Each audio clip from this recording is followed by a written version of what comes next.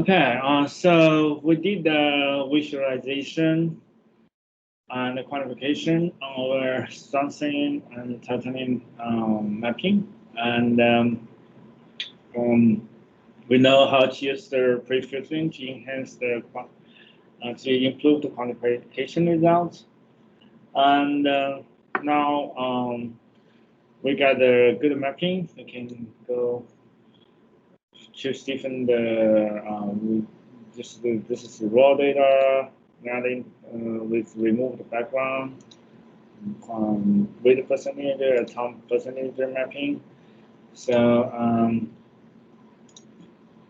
the next thing I want to show you how to do extract line profile from the mapping.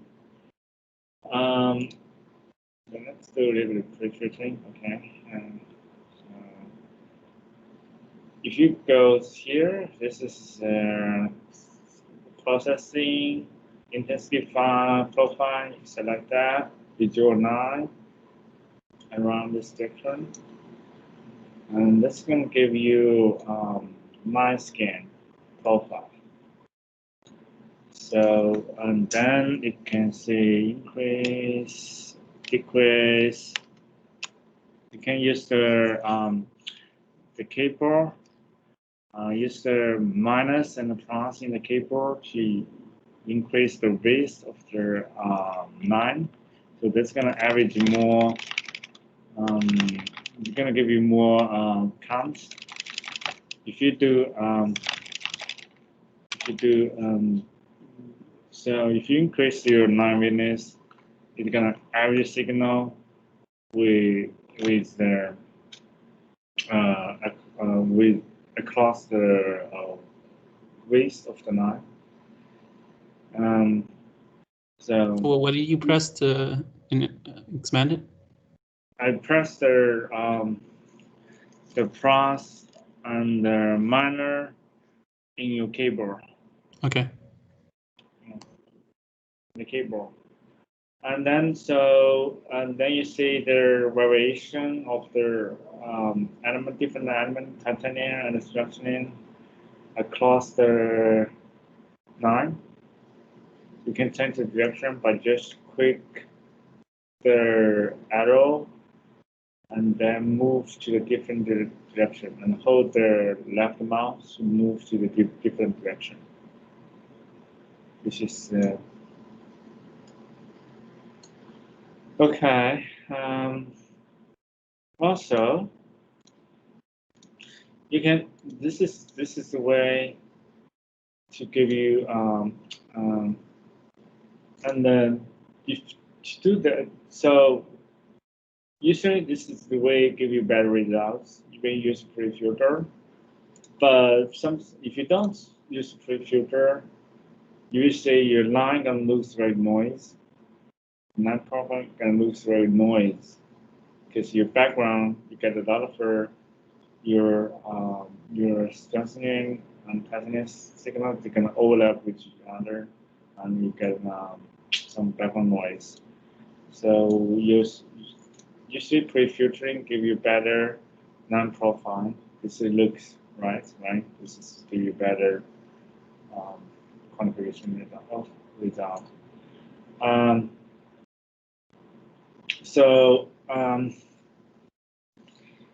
And also you can right click on the line, right click on the arrow, and then see it's gonna pop an extra spectrum profile, and select that. And let's just save the position where you on the save the position of extract line profile and save. It's gonna open up another window, data processing window. So this is gonna you probably need this to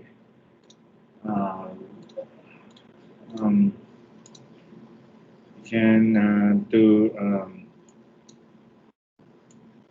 and then this is gonna give you like non-profile in different window and to do processing.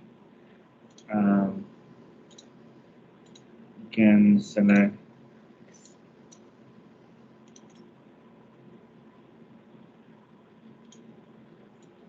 okay.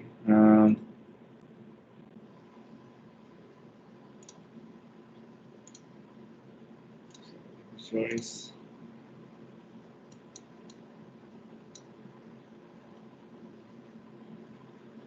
Okay. So you can go back. We can go back. You can go different position. You can turn it to spectrum profile. Let's see another one. Let's give another one. It's gonna let's use choose in different file.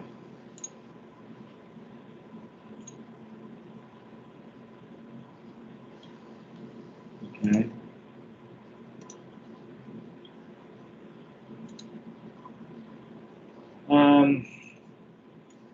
But you see this. So what else? Quantification. You can. So this is how we do visualization and quantification on a map. Next I'm gonna cause we're gonna do another application on by using different stem setting. So right now our current, let's take a look at current again. Our current is about 85. We can further, because we don't get too much damage on sample, probably we can increase a little bit current to boost the signal to the EDS detector.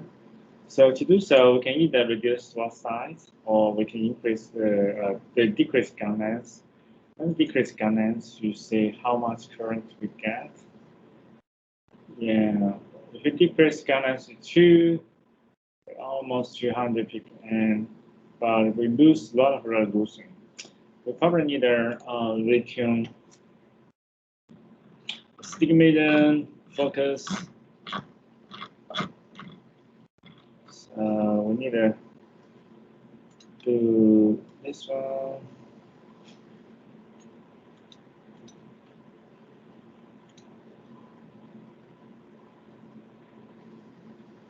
Okay.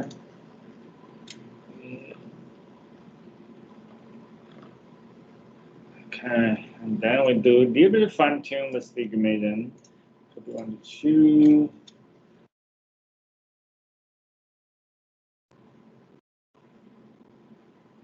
So Talos system is pretty stable. When you choose to change the gun length, you're gonna want to affect the alignment knot. So you just do a little bit of fine focusing, and also the stick tuning. You're good to go. Probably move down a little bit to get a fresh region. Okay, and then you can do focusing.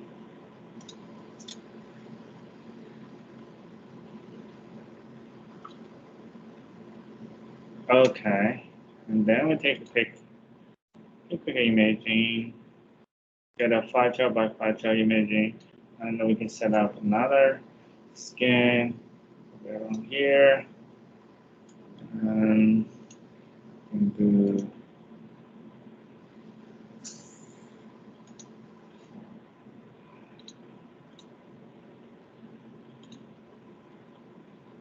Can you show me how you open these windows again? The spectrum image area and the drift area window? Yeah, yes. Let me stop this one. I need to stop this first. And go back to take a imaging. First you take 512 by 512 imaging. You can do 4K by 4K EDS mapping, but that doesn't take much long time. And also it's not recommended for doing atomic EDS mapping. So you can just go here. This is the spectrum image area. You select that, pick that, and then you draw a spectrum area. on the imaging and wherever you want to place this one. You can make it a little bit larger. And also for the drift area, this is the drift area icon. You can just click that and select the area to do drift correction. Okay. So with that done with that, we can just take the mapping. So it's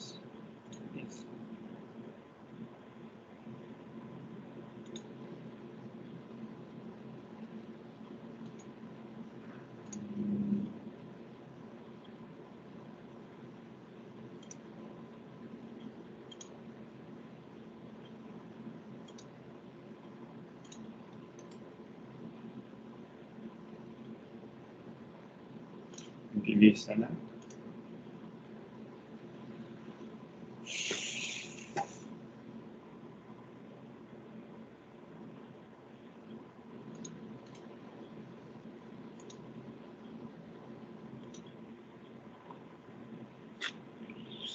So, and then during the acquisition, you can select the, we can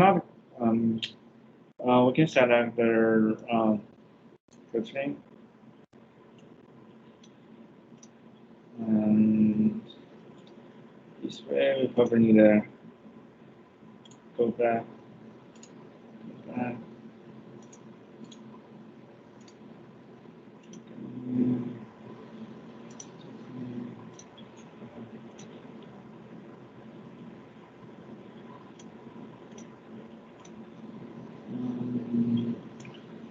We can just use the same filtering stuff, and we can go net. We can do quantification during the acquisition. We can just choose that, remove background, and we can just. But we cannot do pre-filtering during the acquisition. But you can do quantification. You can choose the weight percentage, atomic percentage. But you cannot do the pre-filtering. You can do post-filtering during the application. So yeah, you can select the titanium peak.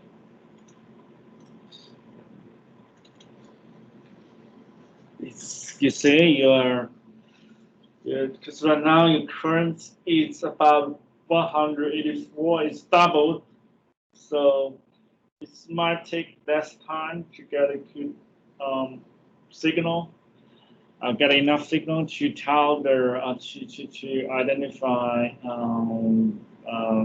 different element and get the atomic resolution EDS mapping, and but it's simply gonna get a more damage. You see this area here, it's getting blurry, and so that means you're during the application, your sample, partial of the sample turn to the amorphous line, get amorphous, and also it's also recommended to do plasma cleaning before you put into the TM for EDS map.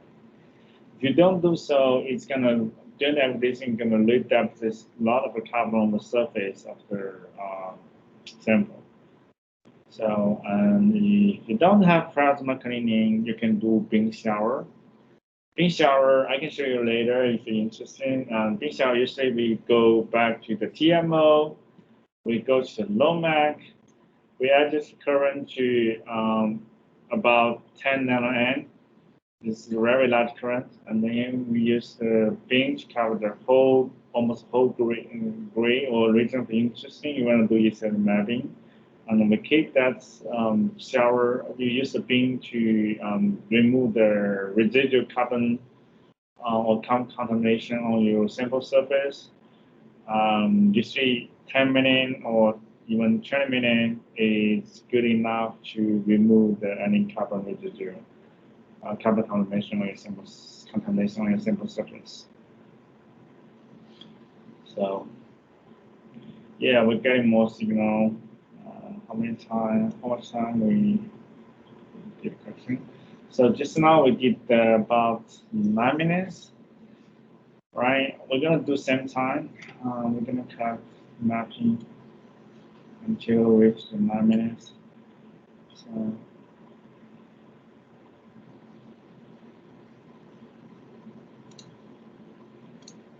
Sam says no.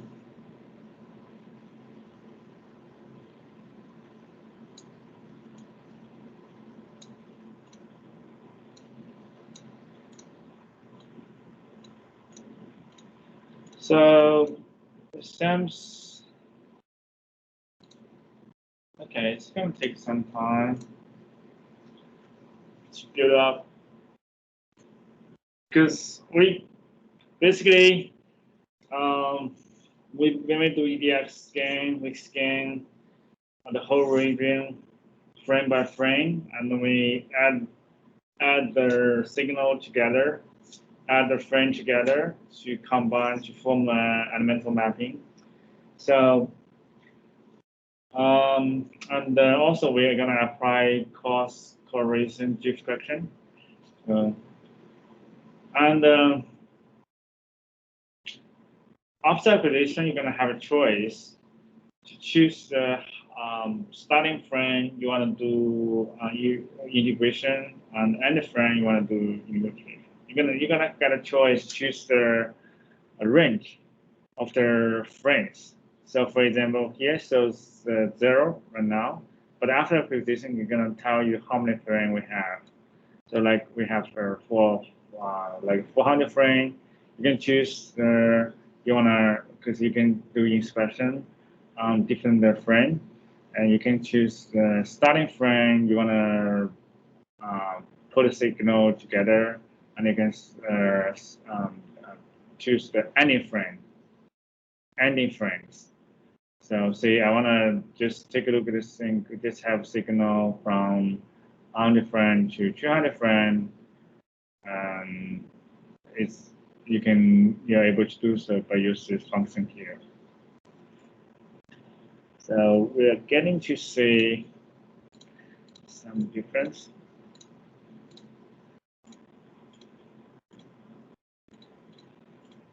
So you say it seems we get a lot of damage, get more damage.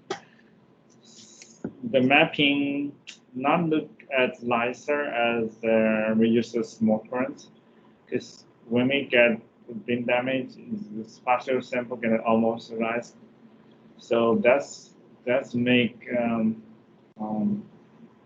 more noise to your detector.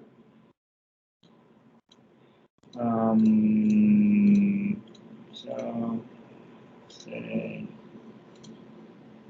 we can do some post filtering. This is raw data. You can do everything. Okay, Gaussian blurry, Gaussian blur, and instead like the signal.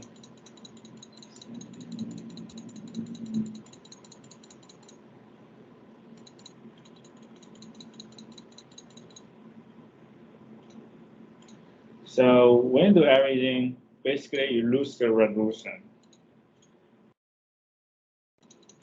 You do more, you have to say, because your pixel become bigger. So when you do post filtering, you do post filtering 1 pixel, you get a loss of point. You can tell me, you say, this is your image pixel. This is average 1 pixel. You can do 3 pixel, 4 pixel. You see how you so basically your signal get an average.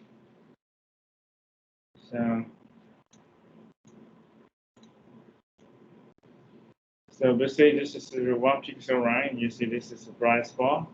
When you do more averaging, your bright spot become darker. The signal get redistributed to the adjacent pixel. So this reason your image looks very blurry because your average signal to more pixel. You lose your contrast. You lose your resolution in this case. So the image looks very blurry.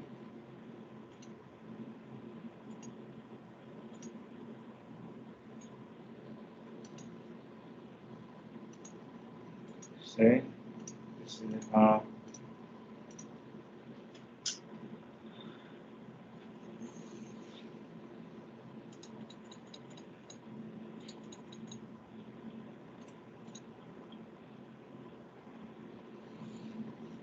Okay.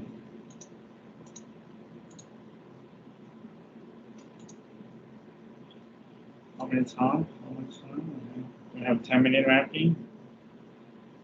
Because sample not get sample is we're still seeing atoms, so we can keep scanning.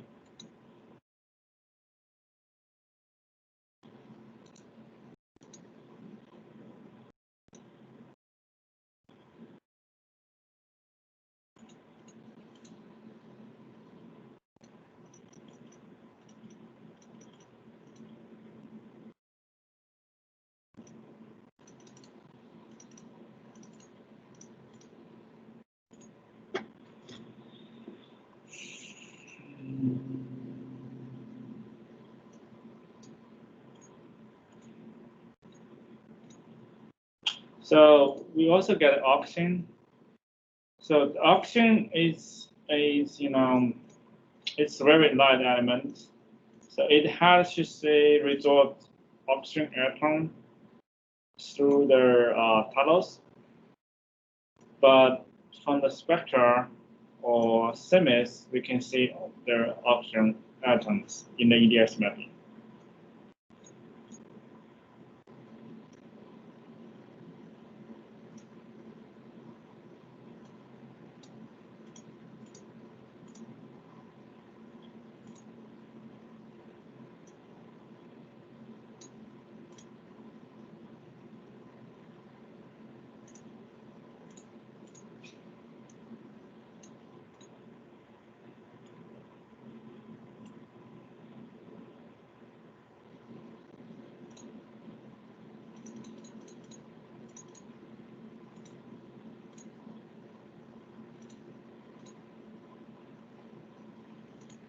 Go back to raw data.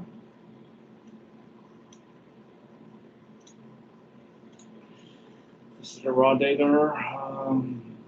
intensity, net intensity. This is the result post string.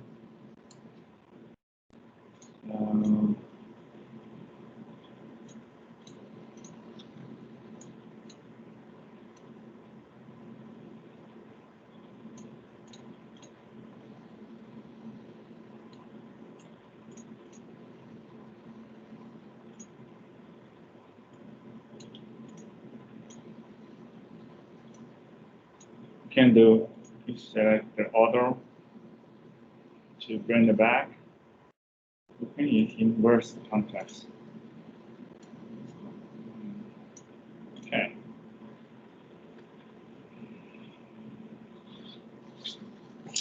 So yeah, you can keep scanning, but once you see liver damage, it's better to stop. You don't. Yeah, we can just stop here. So symbol stop. Was it set? It was set on a continuous scan, right? Yes, you can set it right now. It's on continuous scan. You can also set auto stop here. Right click auto stop. You can define how many frames you want to scan. And you can say you can type 500 in the keyboard, and the enter is going to give you time. So correct. So the total scan time is going to be around 8 minutes. So you can break the bin after acquisition, right? So that's going to give you flexibility. If you're not around, you can just set up the acquisition, and then go have a cup of coffee. And after half hour, you can go back to do quantification and data. Also, we can try increase the dwell time to see dwell time effects on the mapping. So we can just go for 40, double that dwell time. So once we double dwell time, each frame time is going to be doubled, and we're going to set auto stop. Let's finish in we're going to correcting like maybe 300 frame. Let's give you maybe 320 frame. Give you 10-minute mapping. Yeah, it's a 10-minute mapping.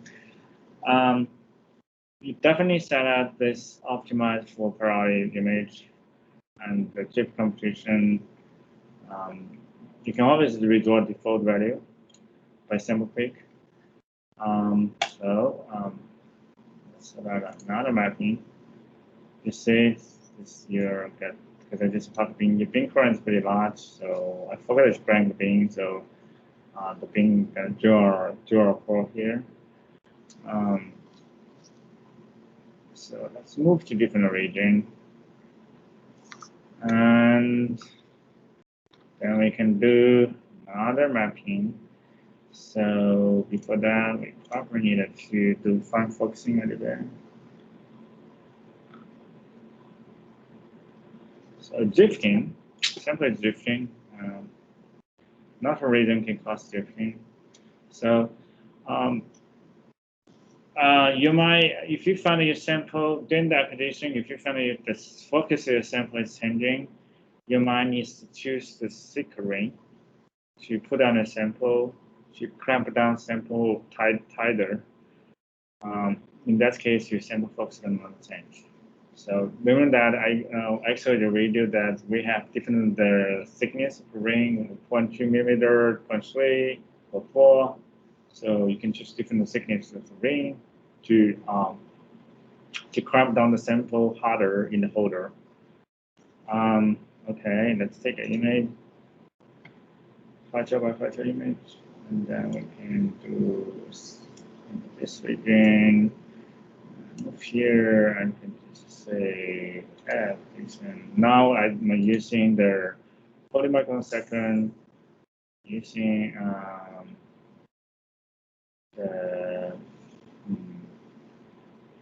we're gonna stop at 10 minutes. So you can always stop as you wish. You can just click that to stop the mapping.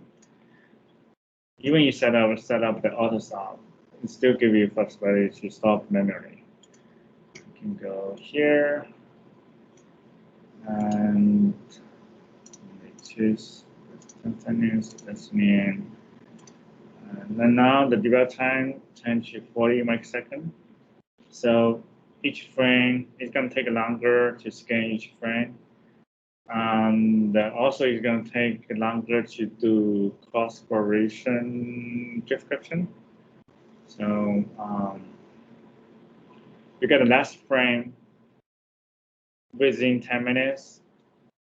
For the same amount of the scanning time, you're going to get a last frame. But in each frame, in each pixel, you get a more dwell time, you get a more seed count in each pixel. Which means you might able to do less pre-filtering for quantification, because each pixel you have longer dwell time, you have more counts into your each pixel. You can do less than 13. Okay, so let's wait a little bit and see how it looks like.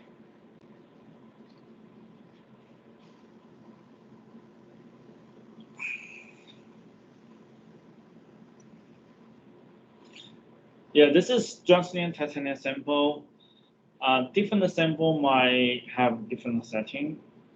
And also keep that in mind. It's probably you're not going to get atomic resolution imaging, atomic resolution EDS mapping on the alloy. So I have some users, the customer, they ask whether we can do atomic resolution alloying. That's not possible because for the alloying, they have different elements. They overlap in the single column. If you look at this atom here, behind this atom, I know they have same component, same element. But for the alloying, behind this atom, across thickness, they have different kind of elements, like either aluminum, titanium, because the alloying, the uniform mixed. So you're not going to get a good atomic resolution EDS mapping. So, but if you have some segmentation, you're able to tell the segmentation on the grain boundary. But just for the atomic system mapping, we need to form very strong channeling effect. So if you have with across the thickness, if you have just one or just same element, that's gonna be easy to do EDS mapping. If you across thickness, you have a lot of different kind of atoms that are missing, then you're not gonna get the good EDS mapping, atomic EDS mapping. So just let you know. Okay, we're getting good signals so far. How much time it take? 1 minute? 4 minutes. So you say when we increase dwell time, you get more signal to each pixel. Right now it's about 5 minutes. We're getting good EDS mapping. It's good enough. So it's good enough to tell the distribution of the strengthening and titanium atoms. So definitely, the same for this sample, longer dwell time works better. And also the current, as I said, you can adjust current to be around below 200 ppm. If you go beyond that, you might get too much damage to your sample. Also, you're going to lose the spatial resolution, spatial resolution. So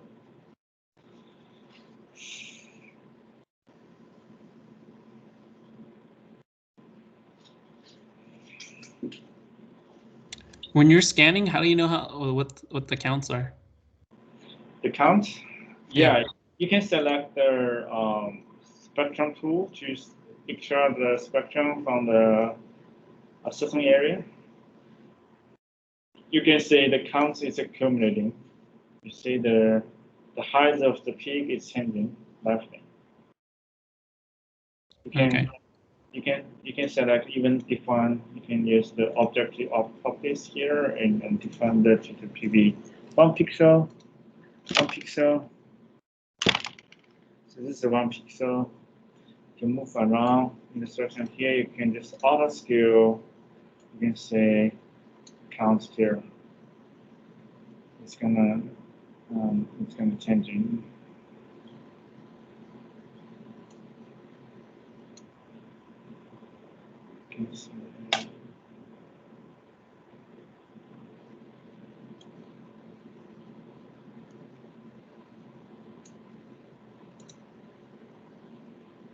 So for each pixel right now, the count's about just 1.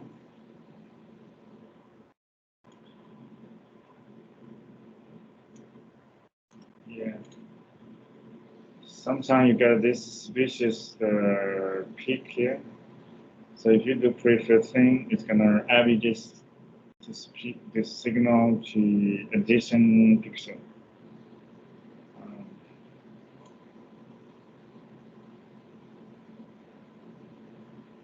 So for each pixel, it's getting about 1 count, which is very low. So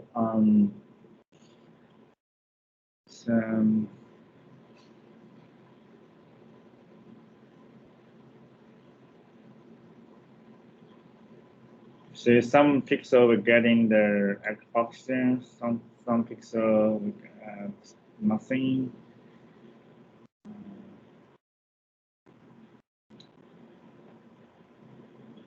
You see, with this setting, we get much better mapping, I think. Better mapping, I think. Auto scale.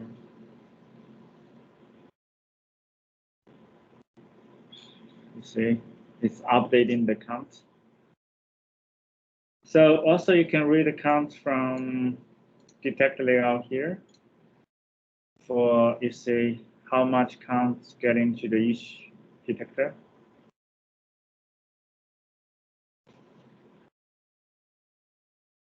So and you can also tell that time here, total count, sometime.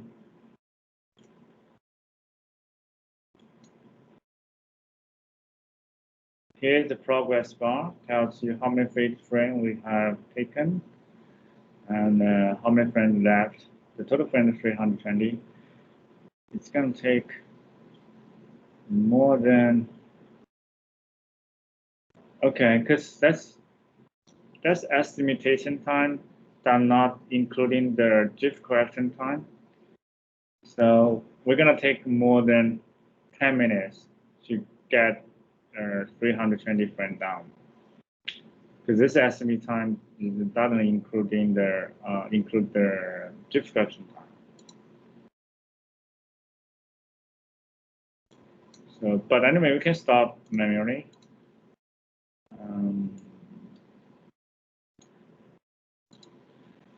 Now it looks nicer.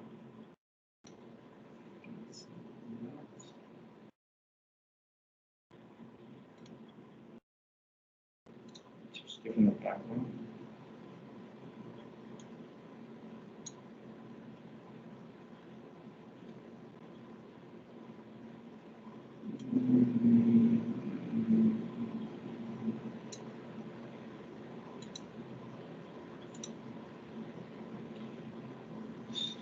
Background. You can just give them background. Say how it look like. Also just give them background. Reset that. Say complete.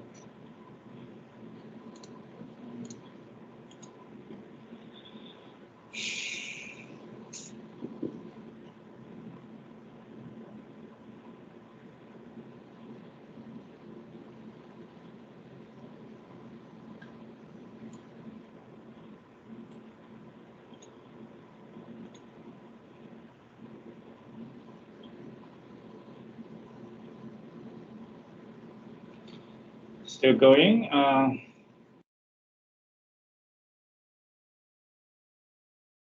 guess I'm gonna stop here because we're seeing some bin damage. You see this the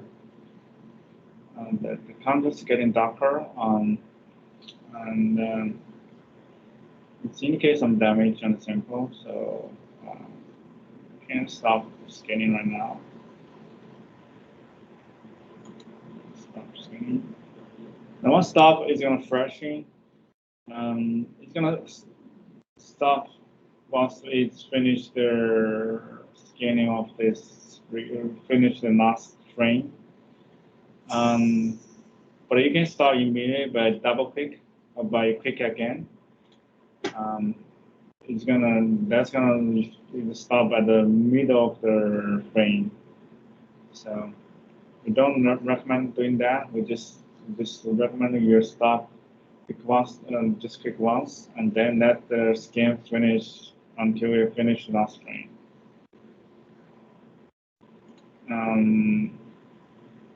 Okay, let's see the results. So the sound looks good. You get a little bit drifting on the top. So we can select different background correction. You can select this FHSI, this option. I don't know the density. And you can choose different background and make no big difference. Especially at we're expressing there.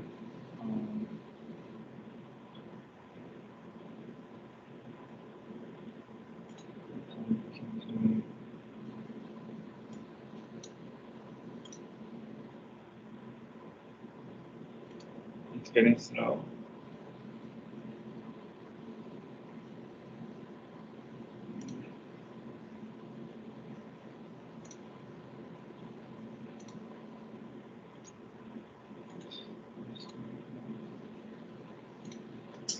It's getting slow. It's because data, so sometimes it's getting slow because you get data usually take a lot of memory to process data.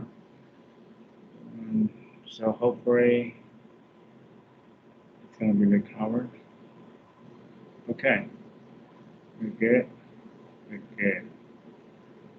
Just wait. Respond. Okay, we're back. So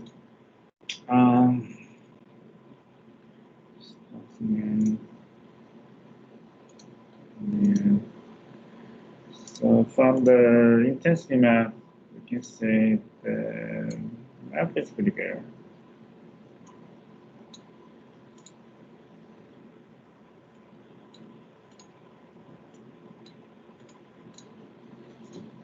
Okay.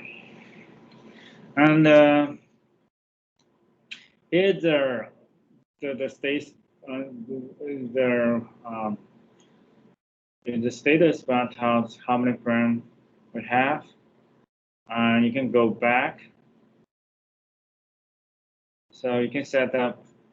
You can go back and set up starting frame. You see, if you can take a look at each frame. You can set up that any frame here can goes 1. It's gonna go to frame 1. See enter. So this is the first frame. So you see the first frame we got a lot of noise because we just inserted we just start the application. It's mine. So the first image get the starting application of EDS and results some interference on the color imaging. So we can just remove that frame. That's first frame from the quantification. We can set in start frame 2. It's gonna start counting the EDS result from frame 2. Okay. Oh, because with the total frame, with any frames is 1, so it's better to set up any frame first. Here goes 2. Okay. Then we're gonna skip the first frame. So if you see the last frame is not good, you can also skip the last frame. So you can set any frame like 100. Okay, we're starting from frame 2 and then frame 100. You can see that.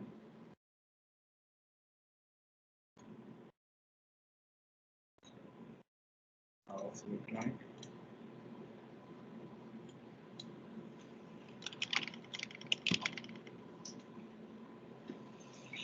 Okay, this is how we do quantification. And also you can save your setting. So every time you can, under the EDX, there's some option that you save your setting. You can save SI elemental setting. Every time you go back, for example, here I just save this setting as STO. Say save, and it already exists one replace. Okay, let's define a different one. Save setting STO2. Save,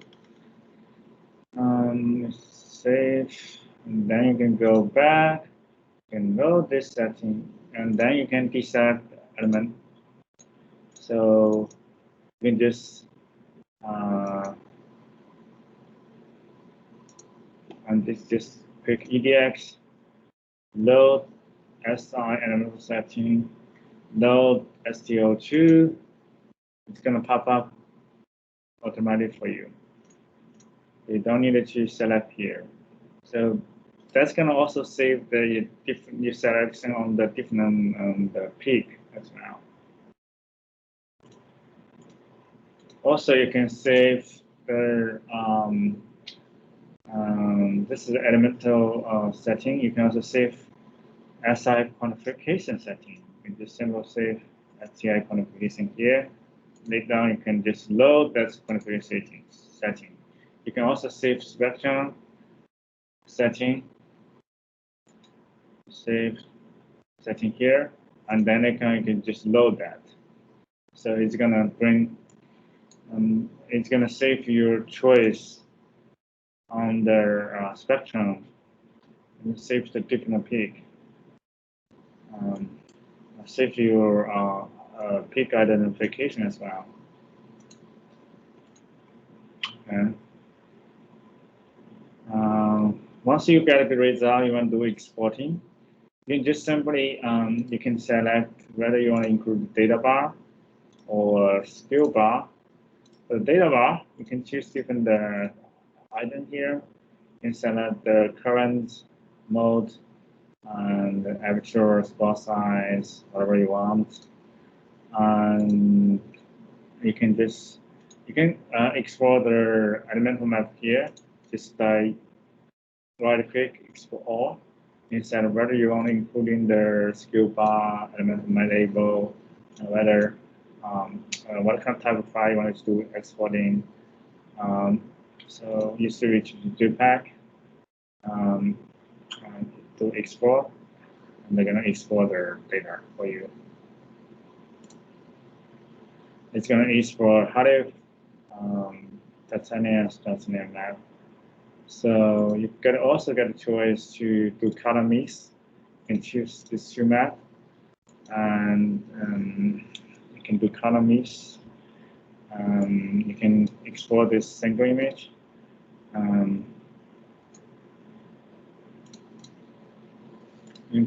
By right click, say export, it's gonna export the titanium, the strontium map for you. So you can also have HDF behind, so you can.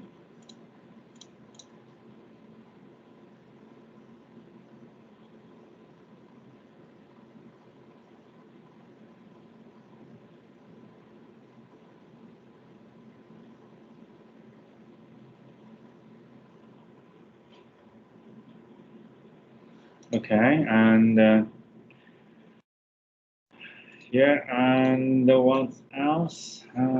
Also, I think you can explore your spectra. You can select a spectra, extract a spectra from map, and then you can do right click on your spectrum, and then you can see explore. You can explore JPEG, TIFF, text, CSV, have the name the name, define the folder you want to save. Also, I think you can have background mode on, and then export that as a JPEG. And also, you can copy data spectrum from the background. You can copy different data set, whether you want to copy the background to text You can copy that and then you paste to the to the file. And you can do the same thing to the CSY. So, and for the quantification results, you can just select all, you can copy, paste, okay, you can do snapshot of this whole area, safety. So basically how we export the data. And also you can add some annotation in your image.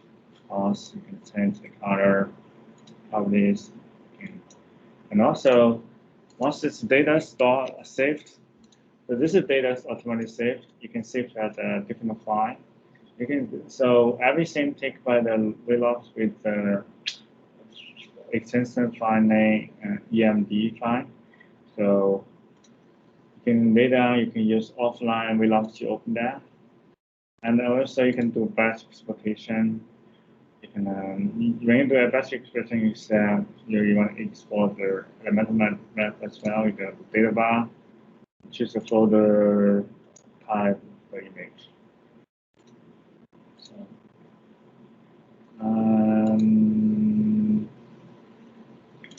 yeah, that's pretty much how we do EDS mapping acquisition and the quantification.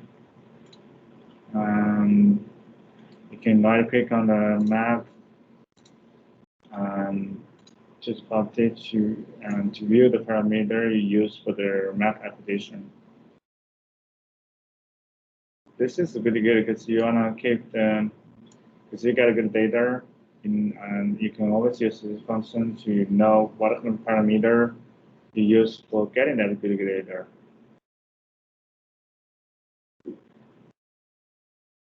Okay.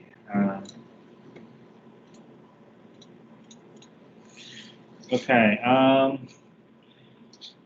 think that's how we do atomic resolution imaging on the Talos system. Atomic EDS on Talos system.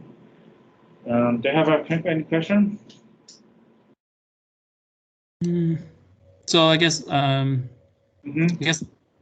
just do a really long acquisition time essentially, and then with drift correction to get the better. It's similar to the stem when we get the like the drift correction, right? Yes. So you're usually it's really depends on how beam sensitive your sample are, because this sample is not that beam sensitive, so you can do longer acquisition. But if you have a very beam sensitive sample, you probably won't have choice to do longer acquisition, because you're gonna destroy your sample before you get enough signal. So it's really depend on your application, your sample. So if you have beam sensitive sample, I recommend use the smaller currents. So right now we have almost 200 picon. You can reduce to about 100 picon, and then you can do a little bit longer application. In this way, you might get a better contrast.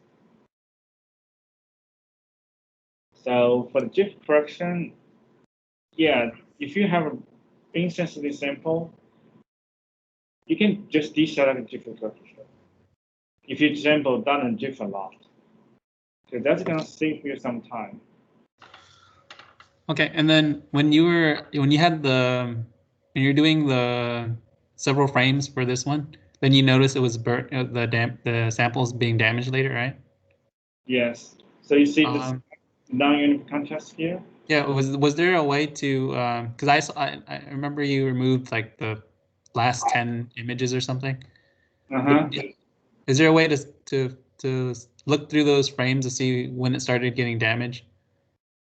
Yes, you can go back to intensity. You select the intensity here, and then you can type different frame.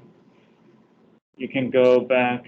You can deselect this, only select HDF, and then you go back one frame. You can use the minus to go back to take a look at the different frame, right? You see this one, it's getting damage here. So probably you can go, you can type the frame in. You see you want to inspect the number 100 frame. You see this is the high image and the frame 100. You see you still get damage here. So probably you can go. Okay, so I guess my question is, so when you type in the frame number, it just shows that picture at that frame? Yeah. And then the image that you see, is that an average of all the frames or no? The image you see on the hard disk is just the current frame. Okay, but then for the EDS, is that the average of all the frames up to that one? Yes, it's average all the frame up to that one. Yes. Okay. Okay.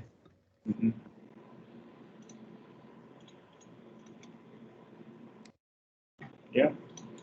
So yeah, it's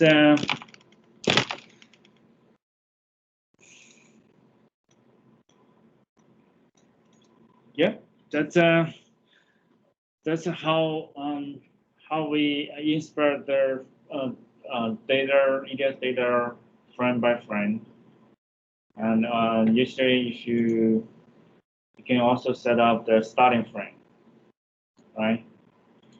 So yeah, and that's how we do EDS acquisition at the atomic scale, and how we do visualization. We use a filter to improve our visualization processing, and also we use different. We use the key factor to do quantification. We have in the Velox we have option to choose different background correction, and also we have an option to do resorption correction. We use the different cross-section model. You're able to select a back window to refine your qualification results. Yeah. So this is how we do EDS mapping. And this afternoon we're gonna do some. We're gonna switch to different sample and do some low magnification or medium magnification EDS mapping with large beam current. And I'm gonna share my experience on how we got good at EDS mapping on that. So we will be back around 2 p.m. We're gonna take a lunch break. Is that okay? Yeah. Okay, I'll see you this afternoon. Have a good lunch. All right. Yeah, see you later.